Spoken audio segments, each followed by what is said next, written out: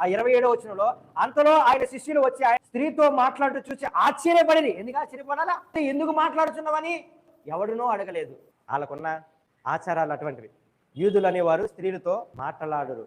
ఇంకా చెప్పాలంటే ఒంటరి స్త్రీతో మాట్లాడితే వాళ్ళ పాపముగా భావిస్తారు. ఆమెతో ఎందుకు మాట్లాడుతున్నారు మీరు అని కూడా అడగలేదు. ఎందుకు అడగలేదు అంటారు? ఆయన ఎలాంటోడో తెలుసు. ఆయన పరిశుద్ధుడని తెలుసు కాబట్టి ఆయన్ని అడగలేదు. వాళ్ళే చెప్తున్నారు, వాళ్ళకి ఆ విషయం తెలుసు. సువార్త 6వ అధ్యాయము 68వ వచనం, నీవే దేవుని పరిశుద్ధుడు అని విశ్వసించి ఎరిగి ఉన్నామని ఆయనతో చెప్పాను. ఎందుకు సమరయ స్త్రీతో మాట్లాడితే వాళ్ళకి డౌట్ రాలేదు? ఎందుకు ప్రభు ఆమెతో మాట్లాడుతున్నావు? నువ్వు ఆమెతో మాట్లాడవలసిన పని ఏంటి? ఆమె ఎలాంటిది? ఇప్పటికే 5 భర్తలు మార్చేసింది. భర్తలు కాదు, అలాంటి వాళ్ళు మార్చేసింది. సో ఆమెతో నువ్వు మాట్లాడాల్సిన పని ఏంటి అనే మాట వాళ్ళు పలకలేకపోయారు. ఎందుకని చెప్తున్నారు కదా, వచ్చిన నువ్వు పరిశుద్ధుడు అని మేము ఎరిగితే బిడ్డ, నీ మీద మాటలు రావచ్చు, బట్ నువ్వు పరిశుద్ధుడు అని దేవుని వెంబడిస్తున్నా, దేవుని దూతవని ఇతరులు తెలుసుకునేలా నీ జీవితం ఉండాలా.